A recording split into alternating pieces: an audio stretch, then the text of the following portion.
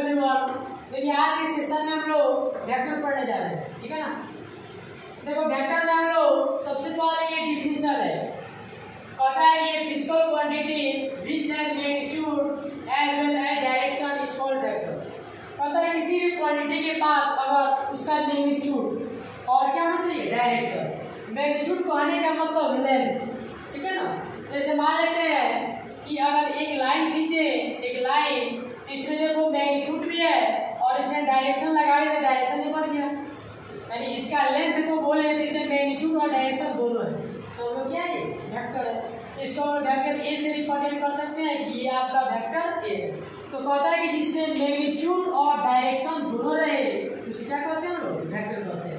जैसे आपका एग्जाम्पल के साथ, जैसे फोर्स आ जाए, वेलोसिटी, एक्सेलरेशन, मोमेंटम और डिस्प्लेसमेंट, ये सारे क्वांटिटी आपका क्या है, वेक्टर, ठीक है। अब देखो इसमें दूसरा पॉइंट लिखा हुआ है, it's follow triangle law of vector addition. यह ट्रायंगल लॉ को फॉलो करता है। अगर ट्रायंगल लॉ को फॉलो नहीं करता तो आपका करंट भी क्या होता है, वेक्टर होता है। लेकिन करंट एक क्या है, स्केलर क्वांटिटी है। जैसे मान लेते हैं कोई अगर वायर में अगर हम लोग करंट को क्या करें, प्रोवाइड करें, करंट को दें, तो उसमें देखो एक वायर अगर होता है अपने पास तो उसके पास लेंथ भी होता है। जैसे मान लेते हैं एक वायर है, अपने पास वायर है तो इसके पास लेंथ भी है और डायरेक्शन भी है, कहाँ से करंट सप्लाई कर रहा है जैसे एक डायरेक्शन ही मिल जाएगा। तो लेंथ भी है इसके पास, डायरेक्शन भी है इसके पास, तो ये तो वेक्टर होना चाहिए। लेकिन यह वेक्टर नहीं है क्योंकि यह ट्रायंगल लॉ को फॉलो नहीं करता है। ये ट्रायंगल लॉ क्या है, तब हम ट्रायंगल लॉ वेक्टर एडिशन क्या करेंगे, आगे करेंगे।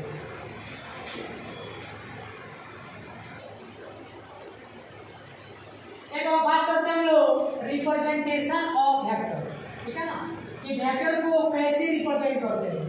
इसमें लिखा हुआ है कि vector are represented by directed line segment. Vector represent directed line segment, ठीक है ना, यानी हम लोग वेक्टर को एक लाइन सेगमेंट के द्वारा रिप्रेजेंट करते हैं जिसमें क्या डायरेक्शन होती है। देखो लाइन और लाइन सेगमेंट में बहुत अंतर है। जैसे यहाँ से बोले कि ये आपका ये लाइन हो गया, इसको बोल सकते हैं कि सर ये मेरा लाइन है। और देखो जब ये लाइन है तो आप इधर भी बढ़ा सकते हो इस लाइन को और इधर भी बढ़ा सकते हो, यानी ये फ्री है कि आपका ये राइट साइड में भी जा सकता है और लेफ्ट साइड में भी जा सकता है। लेकिन डायरेक्टेड लाइन सेगमेंट क्या होता है, तो जैसे मान लेते हैं कि यहाँ इस पॉइंट से शुरू किए और यहाँ तक चले गए और इसमें क्या किए, हम एक डायरेक्शन दे दिए कि आपका यहाँ ए से शुरू हुआ और कहाँ तक गया, बी तक गया। और मान लेते हैं कि ये जो हम लाइन खींचे इसको क्या बोलते हैं, वेक्टर थी। क्यों बोल रहे हैं, क्योंकि यह लाइन में हम लोग का मैग्नीट्यूड भी है और क्या है, डायरेक्शन भी है, इसीलिए हम लोग वेक्टर है। तो लाइन का मतलब फ्री है, किधर भी जा सकता है। लेकिन लाइन सेगमेंट ये जो है ये डायरेक्शन दे रहा है कि हम ए से बी के डायरेक्शन में क्या, तो ये हम लोग का डायरेक्टेड लाइन सेगमेंट, जिसका हम इसको बोलते हैं टेल और इसको क्या बोलते हैं, हेड। इसको टेल बोलते हैं और इसको क्या बोलते हैं, हेड।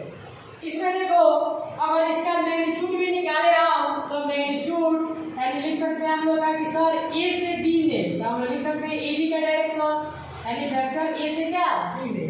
तो इसका अगर मैग्नीट्यूड निकाले तो मैग्नीट्यूड बोल सकते हैं कि सर वेक्टर ए का मैग्नीट्यूड, और इसको लिख सकते हैं मैग्नीट्यूड ऑफ वेक्टर क्या, ए बी, यानी ए बी का क्या, मैग्नीट्यूड, ठीक है। यहाँ से सर बोले हम लोग एक वेक्टर ले लेते हैं, यहाँ से इसका टेल है, ये हम लोग का हेड है, इसको वेक्टर ए बोल देते हैं।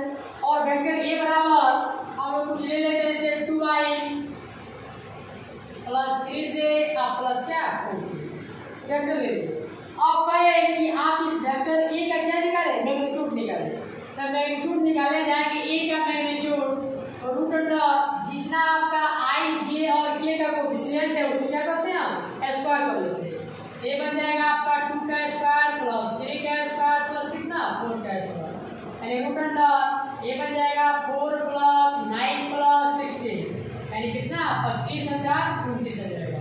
तो ये जो आपका वेक्टर ए है इससे क्या निकाल लिया हम लोग, मैग्नीट्यूड निकाल लिए। और डायरेक्शन तो पता ही है कि वेक्टर ए का डायरेक्शन अगर इसको थोड़ा वो कर लो।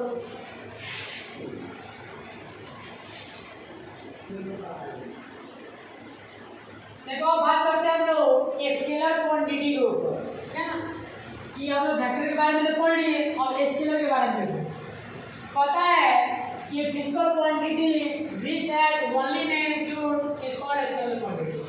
तो पता है किसी भी अगर क्वांटिटी के पास सिर्फ मैग्नीट्यूड रहे यानी उसमें डायरेक्शन की कोई बात ही ना हो, ठीक है ना, और ना ही वो ट्रेंगल लॉ को फॉलो करे, तो उसे हम लोग क्या करते हैं स्केलर। जैसे आप बोले इसे मास, स्पीड, लेंथ, टाइम, इसमें कोई आपका डायरेक्शन नहीं होता, किसी में मैग्नीट्यूड नहीं होता, किसी में डायरेक्शन नहीं होता। जैसे मास रखा रहे, ठीक है, तो उसमें मैग्नीट्यूड है लेकिन डायरेक्शन है उसमें नहीं है। जैसे मान लेते हैं एक टुकड़ा रख दिया जाए यहाँ पे, इसमें क्या डायरेक्शन है, कोई डायरेक्शन नहीं है, और टुकड़ा रखा हुआ है, इसमें आपका कोई डायरेक्शन नहीं है, लेकिन इसके पास मैग्नीट्यूड है, मैग्नीट्यूड इसके पास है, इसके पास वेट है, मैग्नीट्यूड है, लेकिन इसके पास कोई डायरेक्शन नहीं है।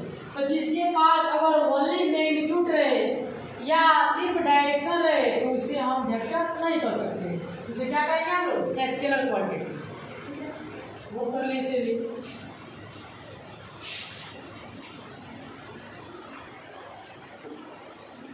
देखो बात करते हैं हम लोग टाइप्स ऑफ वेक्टर, ठीक है ना। टाइप्स ऑफ वेक्टर में सबसे इंपॉर्टेंट लेते हैं हम लोग जीरो वेक्टर, ठीक है। देखो आज तक बहुत किसी को पता नहीं चला कि जीरो वेक्टर कैसे है। एक इसमें बात करें तो लिखा हुआ है कि ये vector whose magnitude is 0 is called zero vector. और अगर मैग्नीट्यूड जीरो हो गया तो जीरो वेक्टर कैसे?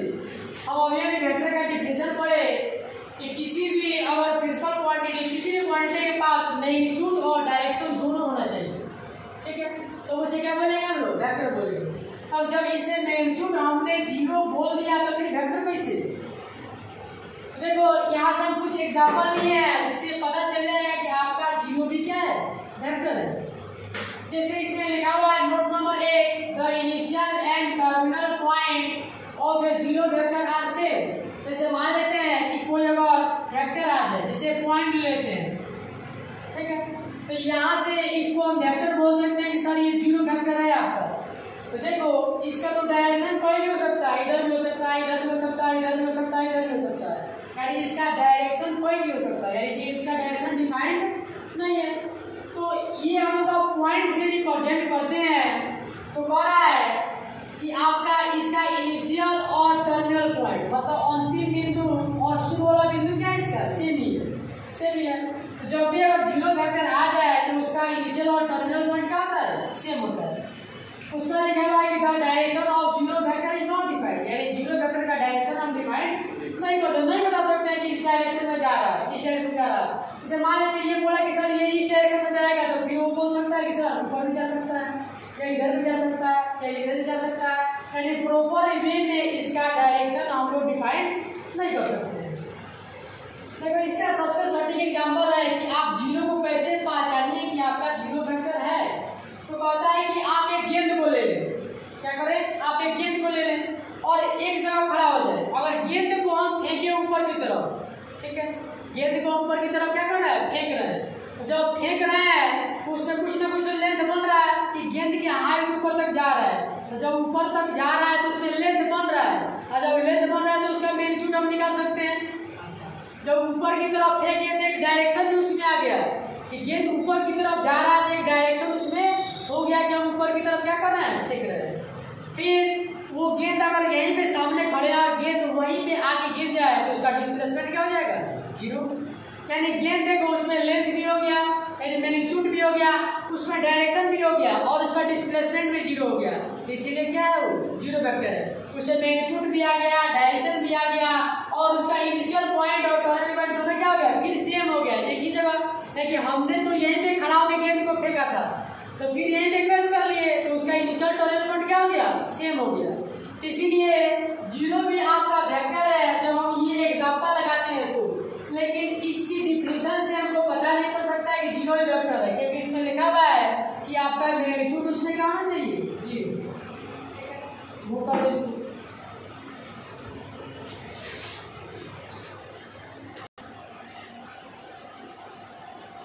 देखो दूसरा पॉइंट है हम लोग का यूनिट वेक्टर, ठीक है ना। तो यूनिट का मतलब क्या होता है, वॉल्यूम। इसे यूनिट वेक्टर कह रहा है ये vector having magnitude is 1 is called unit vector. पता है कोई भी अगर आपके पास वेक्टर है अगर उसका मैग्नीट्यूड किसके बराबर हो जाए 1 के बराबर इसे क्या कहते हैं यूनिट वेक्टर कहते हैं। इसे हम लोग डिनोट करते हैं ए कैप से, मतलब ए अगर लिखे इस ए पे टोपी पहना दे तो क्या हो जाएगा यूनिट वेक्टर। यहाँ से अगर बी कोई वेक्टर है इसमें टोपी पहना दे क्या बन जाएगा यूनिट वेक्टर। ये भी यूनिट वेक्टर ये भी यूनिट वेक्टर यानी किसी वेक्टर पे अगर ऐसा सिंबल दे देते क्या बनेगा वो यूनिट वेक्टर। इसमें कह रहा है कि if A is a unit vector तो उसका मैग्नीट्यूड किसके बराबर हो जाएगा 1 के बराबर। एंड जिसका मैग्नीट्यूड 1 आ गया समझ जाएंगे कौन सा वेक्टर यूनिट वेक्टर। और इसे डिफाइन करते हैं हम लोग ये vector A cap equal to vector ए का वेक्टर ए अपॉन वेक्टर ए का मैग्नीट्यूड। यानी यूनिट वेक्टर निकालते हैं मान लेते हैं कोई वेक्टर दिया है तो उस वेक्टर में उस वेक्टर के मैग्नीट्यूड से डिवाइड कर देंगे तो क्या निकल जाएगा आपका यूनिट वेक्टर निकल जाएगा। जैसे यहाँ से एग्जांपल हम करते हैं लेट मान लेते हैं कि वेक्टर ए इक्वल टू आपका दिया हुआ है 2i प्लस 3j प्लस क्या 4k। ठीक है तो देखो यहाँ से इसमें क्या किया जाता है वेक्टर ए और वेक्टर ए का क्या मैग्नीट्यूड। तो यहाँ से वेक्टर ए का मैग्नीट्यूड निकालते हैं तो मैग्नीट्यूड निकालेंगे तो अभी निकालना सीखते हैं मैग्नीट्यूड यानी i j k के कोएफिशिएंट यानी गुणांक को स्क्वायर करके क्या करते हैं हम जोड़ देते हैं। यानी ये बन जाएगा आपका 2 का स्क्वायर 3 का स्क्वायर प्लस 4 का स्क्वायर। जब जोड़ेंगे तो ये बन जाएगा 2 का स्क्वायर 4 ये बन जाएगा 9 और ये बन जाएगा 16 16 9 25 और 4 कितना 29। यहाँ से अगर निकालते हैं vector A cap equal to तो बन जाएगा वेक्टर ए अपॉन वेक्टर ए का मैग्नीट्यूड। तो वेक्टर ए हम लोग क्या है ये भी हम लोग का 2i cap plus 3j cap plus 4k cap upon और ऊपर कितना 29। अब और डिस्ट्रीब्यूट कर दो इसको लिख सकते हैं हम लोग यहाँ से नीचे दिखाई दे रहा है इसको और डिस्ट्रीब्यूट कर सकते हैं। डिस्ट्रीब्यूट करके देखो क्या बन जाएगा यहाँ बन जाएगा हम लोग का vector A cap equal to 2 upon और root under 29i cap plus 3 upon root under 29j cap plus 4 upon root under 29 क्या। अब देखो कोई कह दे कि मान लेते हैं कि आपके पास एक वेक्टर है ठीक है और यूनिट वेक्टर है तो बताओ कि दोनों का डायरेक्शन क्या है दोनों का डायरेक्शन। जैसे मान लेते हैं कि वेक्टर आपका एक दिया हुआ है समझने वाली बात है समझने वाला मान लेते हैं इसको वेक्टर ए मान लिए ठीक है। इसी में कोई कहे कि आप क्या कीजिए ये वेक्टर दूसरा लेके इसका मैग्नीट्यूड निकालें यानी ए कैप का मैग्नीट्यूड। तो मैग्नीट्यूड निकाले तो इसको बोल दिए कि सर ये यूनिट वेक्टर है इसका मैग्नीट्यूड किसके बराबर 1 के बराबर। तो देखो जो डायरेक्शन में आपका वेक्टर ए है उसी डायरेक्शन में आपका वेक्टर क्या है ए कैप भी है। तो कोई पूछे कि बताओ वेक्टर ए का डायरेक्शन और ए कैप यानी यूनिट वेक्टर का डायरेक्शन क्या है दोनों सेम वेक्टर है लेकिन इसका छोटा पार्ट क्या है यूनिट वेक्टर है। यानी इसी तरह छोटा पार्ट काट लें और इसका मैग्नीट्यूड 1 के बराबर आ जाए तो उसे बोल देंगे यूनिट वेक्टर और ये आपका जनरल वेक्टर। तो दोनों वेक्टर का डायरेक्शन क्या होगा सेम होगा एक ही डायरेक्शन में दोनों होगा लेकिन ये छोटा वेक्टर है और ये वाला क्या है एक बड़ा वेक्टर है। तो यूनिट वेक्टर का डायरेक्शन जो वेक्टर आप लेते हैं उसी वेक्टर के डायरेक्शन में होता है। यहाँ पे लिखा गया है कि नोट करके कि i j k are unit vector along x axis to y axis z axis. तो यहाँ से अगर हम बोले सर ये लिखा हुआ है आपका x एक्सिस इसको y एक्सिस और इसको क्या z एक्सिस ठीक है। यानी ये ऐसे है 3D डायग्राम में ठीक है ना ये x एक्सिस ये y एक्सिस यहाँ पर क्या z एक्सिस जो यहाँ पे दिखाया गया है। यहाँ से कह सकते हैं कि सर ये वेक्टर i जो है इसी डायरेक्शन में है इसके डायरेक्शन में हम लोग का वेक्टर j है और इसके डायरेक्शन में क्या है वेक्टर k है। यानी हम लोग बोले तो इसी के डायरेक्शन में i j k। अच्छा i j k का यूनिट वेक्टर निकाला जाए तो किस डायरेक्शन में होगा तो सेम डायरेक्शन में होगा लेकिन इसका क्या होगा एक छोटा पार्ट। ये छोटा पार्ट यहाँ से बोल सकते हैं कि सर यहाँ पे i कैप है इसका छोटा पार्ट बोल सकते हैं कि सर यहाँ पे क्या होगा j कैप है इसका एक छोटा सा पार्ट बोल सकते हैं यहाँ पे क्या है k कैप। तो डायरेक्शन दोनों का सेम लेकिन ये बड़ा वेक्टर और ये क्या है छोटा सा यूनिट वेक्टर हम लोग का वेक्टर का क्या है, एक छोटा सा पार्ट है, ठीक है। तो जब भी अगर हम लोग एक्स एक्सिस, वाई एक्सिस और जेड एक्सिस की बात करेंगे तो एक्स के अलॉन्ग आपका आई वेक्टर, वाई के अलॉन्ग वेक्टर जे और जेड के अलॉन्ग क्या बनेगा, नोट कर ले।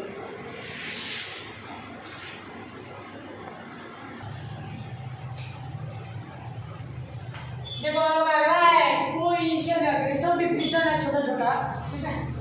अगला हम लोग का को इनिशियल वेक्टर, ठीक है ना।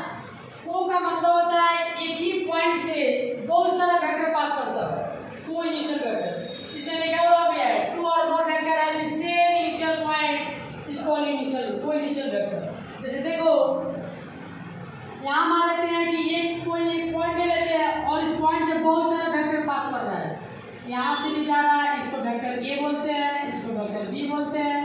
ए वेक्टर जा रहा है, इसको वेक्टर सी बोल देते हैं। ए वेक्टर जा रहा है, इसको वेक्टर डी बोल देते हैं। ए वेक्टर इधर जा रहा है, इसको वेक्टर हम लोग इसको वेक्टर ई बोल देते हैं। इधर भी जा रहा है, इसको वेक्टर हम लोग क्या एफ बोल देते हैं। इसको मान लेते हैं कि ये वो पॉइंट एक दे दिया हुआ है, यानी इस पॉइंट से बहुत सारा वेक्टर पास कर रहा है, यहाँ से जा रहा है, यहाँ से इधर से जा रहा है। तो अगर एक ही पॉइंट से अगर बहुत सारा वेक्टर जाए तो इसे क्या कहते हैं, यानी एक ही पॉइंट से, यानी सारे वेक्टर का इनिशियल पॉइंट क्या होगा, सेम। एक ही पॉइंट से बहुत सारा वेक्टर ए भी है, ए भी है, ए भी है, ए भी है, ए भी है, इसे क्या कहते हैं हम लोग, को इनिशियल वेक्टर, यानी सेम इनिशियल पॉइंट से बहुत सारा वेक्टर। दूसरा हमें कहता है निगेटिव वेक्टर, ठीक है। तो कहता है कि अगर कोई वेक्टर आपने ए ले लिया, ठीक है ना, ये वेक्टर कोई ए ले लिया और उस वेक्टर का मैग्नीट्यूड निकाल दिए, फिर उसी के ऑपोजिट यानी क्या किया, उसको उल्टा डायरेक्शन में कर दिए। जो वेक्टर हमने मान लेते हैं वेक्टर ए अपना ऐसे है, ठीक है, अब इसका डायरेक्शन क्या करते हैं हम लोग, चेंज करके ऐसे बनाते हैं, बदल लेते हैं, ठीक है। तो जो वेक्टर ए हम ऐसे लिए हैं, जब डायरेक्शन चेंज करेंगे तो वो निगेटिव बन जाएगा, यानी वेक्टर माइनस ए बन जाएगा। लेकिन जिसका इतना का अगर मान लेते इतना का मैग्नीट्यूड जो हमने निकाला, तो इसको पलट भी देंगे तो उतना ही मैग्नीट्यूड आएगा। मैंने कहता है कि अगर किसी वेक्टर का सेम यानी दोनों वेक्टर ए और वेक्टर माइनस ए, वो दोनों का मैग्नीट्यूड क्या होगा, आपस में इक्वल, लेकिन जितना ये वाला ले रहा है उतना ही आपका निगेटिव वाला वेक्टर ले रहा है। जैसे देखो यहाँ लिखा हुआ है कि negative vector A is vector having same magnitude that vector A and opposite direction, ठीक है ना। वेक्टर ए के डायरेक्शन में होगा, लेकिन जो आप वेक्टर ए लेंगे उसके जस्ट ऑपोजिट डायरेक्शन में वेक्टर क्या बनेगा, माइनस ए। यहाँ से देखो इसका मैग्नीट्यूड निकाले, यानी हम वेक्टर पी क्यू का मैग्नीट्यूड निकालते हैं तो ये इक्वल हो जाएगा किसका, वेक्टर ओ क्यू का, यानी क्यू पी का मैग्नीट्यूड, यानी इधर से डायरेक्शन में, यानी ये बन जाएगा हम लोग का वेक्टर क्यू पी, यानी दोनों का मैग्नीट्यूड क्या आपस में इक्वल है, लेकिन दोनों का डायरेक्शन क्या है, अलग अलग, एक इस डायरेक्शन में है और एक इस डायरेक्शन में। तो जिस वेक्टर का मैग्नीट्यूड सेम और डायरेक्शन ऑपोजिट है उसे क्या कहते हैं हम लोग, नोट कर लो इसे।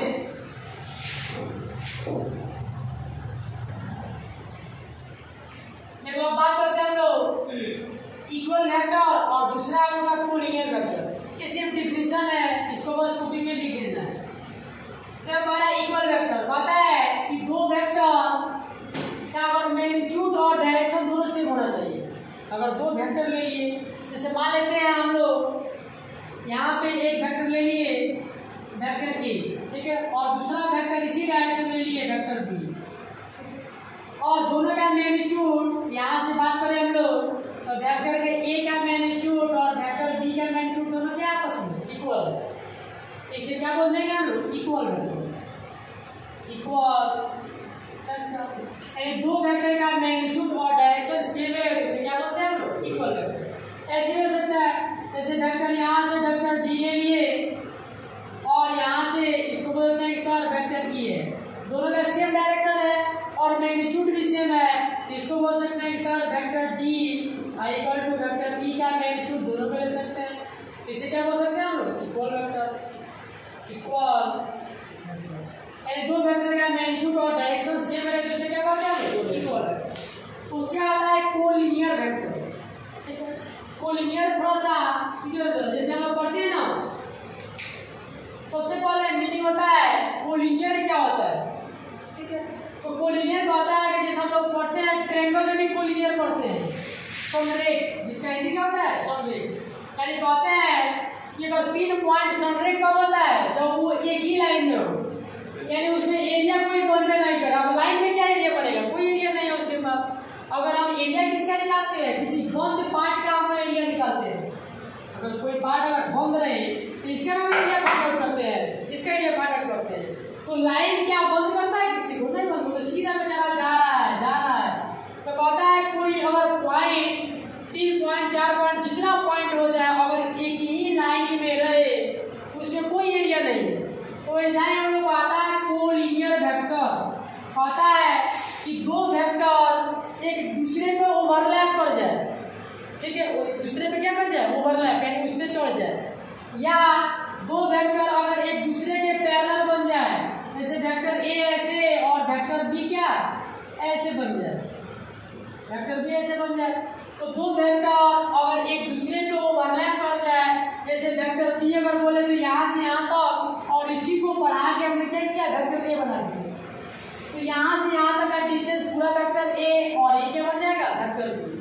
तो देखो ये वेक्टर एक दूसरे से क्या ओवरलैप किया हुआ, चढ़ा हुआ है, और ये वेक्टर एक दूसरे क्या है? पैरेलल है, ठीक है।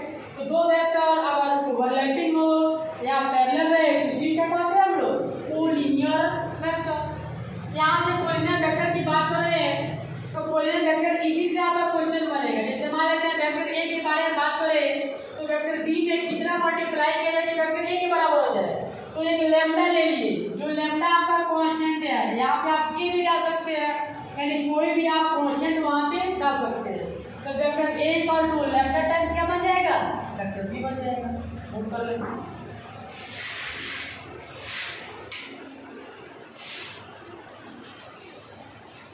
देखो अगला हम लोग क्या है? कोप्लेनर वेक्टर, ठीक है ना? कोप्लेनर कहता है कि अगर बहुत सारा वेक्टर अगर एक ही प्लेन में रहे, अगर एक प्लेन की बात करें, मान लेते हैं कि हम लोग का एक प्लेन है, जैसे बोर्ड है, ये बोर्ड को कुछ देर के लिए मान लेते हैं कि प्लेन है, सरफेस, ठीक है, सरफेस है, इसमें बहुत सारे वेक्टर है। जैसे वेक्टर ऐसे भी हो सकता है, ये वाला वेक्टर ऐसे भी हो सकता है, ऐसे भी हो सकता है, ऐसे भी हो सकता है, ऐसे भी हो सकता है। ऐसा नहीं कि पैरेलल नहीं हो, इसे पैरेलल का कोई कंडीशन नहीं है। लिखा हुआ है vector are called coplanar when they lie in the same plane is called क्या? Coplanar vector. यहाँ से ऐसे भी जा सकता है, ऐसे भी जा सकता है, ऐसे भी जा सकता है, यानी एक ही प्लेन में अगर बहुत सारा वेक्टर रहे उसे क्या कहते हैं हम लोग? कोप्लेनर। उसके बाद यहाँ कहता है triangle law of vector addition, जहाँ से आपका क्वेश्चन बनना स्टार्ट होता है कि ट्रायंगल लॉ क्या है? जो फर्स्ट हम लोग का और वेक्टर का डेफिनेशन पढ़े हैं उसमें लिखे थे ट्रायंगल लॉ, तो वहाँ से हम लोग समझ सकते हैं। देखो जैसे मान लेते हैं कि आपका इनिशियल पॉइंट हो गया, इस इनिशियल पॉइंट को हम लोग ओ मान लेते हैं, ठीक है, और यहाँ से एक वेक्टर बनाते हैं, इसको बोलते हैं कि सर ये आपका क्या है? वेक्टर ए, ठीक है, और इसके हेड से एक और वेक्टर हम ऊपर की तरफ ले जाते हैं और इसको मान लेते हैं क्या? वेक्टर बी, ठीक है। और इसे ट्रायंगल लॉ कर रहा है तो इसके इनिशियल पॉइंट से हम इसके टर्मिनल पॉइंट क्या करते हैं? जोड़ देते हैं, ऐड कर देते हैं, यानी यहाँ से एक और एक पॉइंट, इसको बोल देते हैं कि सर ये ए ये बी, और इसको क्या बोलते हैं? Resultant vector.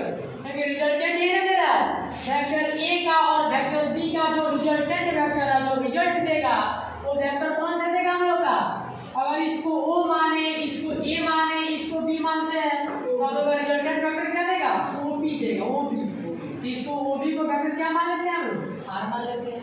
यानी यहाँ से अगर बोला जाए तो vector A plus vector B equal to क्या बन जाएगा? Vector R. यानी यहाँ से बोले तो वेक्टर हम लोग का O A plus vector O B vector A B I equal to कितना बन जाएगा? वेक्टर हम लोग क्या? ओ बी, ठीक है। यहाँ से अगर ऐसे बोले, ऐसे कोई भी ले सकते हैं हम लोग, ऐसे यहाँ से बोले रिजल्टेंट वेक्टर, ठीक है, ये आ गया, ये आ गया, ये आ गया। अच्छा देखो यहाँ पे जो हम लोग का एंगल बन रहा है वो कुछ ना कुछ एंगल ये बन रहा है, ठीक है। देखो यहाँ से बात करें, इसको समझते हैं। जैसे मान लेते हैं कि ये यहाँ से ये ये रिजल्टेंट वेक्टर का इनिशियल पॉइंट और इसका इनिशियल पॉइंट दोनों क्या है, सेम इनिशियल पॉइंट। जब सेम इनिशियल पॉइंट रहे तो यहाँ पे एंगल कुछ बन रहा है, ये एंगल क्या बन रहा है, थीटा।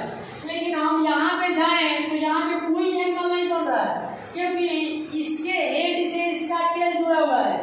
तो अगर एंगल की बात करें तो इसको बढ़ाना पड़ेगा, इसको बढ़ाना पड़ेगा, तब जाके यहाँ पे क्या करेगा, ये एंगल बनाएगा। तो यहाँ पे आप एंगल नहीं बना सकते हो, यहाँ पे आप एंगल नहीं बना सकते हैं। यानी किसी भी दो वेक्टर का अगर टेल एक साथ मिले तो वहाँ पे हम एंगल क्या कर सकते हैं, बना सकते हैं। लेकिन ये इसका हेड और इसका टेल मिले तो आप यहाँ पे एंगल नहीं बना सकते, क्योंकि ये बढ़ रहा है लेकिन यहाँ पे कोई बढ़ रहा है क्या, यहाँ पे बस निश्चित, यानी इस पॉइंट से आपको जाना ही है। तो ये जो आपका बना ये कोई एंगल बन गया, लेकिन यहाँ पे हम एंगल नहीं बना सकते हैं। तो इसको अगर हम लोग ए बोले, इसको बी बोले, तो ये क्या बन जाएगा आपका वेक्टर आर, यानी vector B, vector A, vector R. तो यहाँ से लिख सकते हैं vector A plus vector B equal to vector R. ये क्या बन जाएगा हम लोग का रिजल्टेंट वेक्टर। ये कैपिटल लेटर या स्मॉल लेटर किसी में लिख सकते हैं, कोई दिक्कत नहीं है, ठीक है ना। ये ट्रायंगल आप देखो छोटा वाला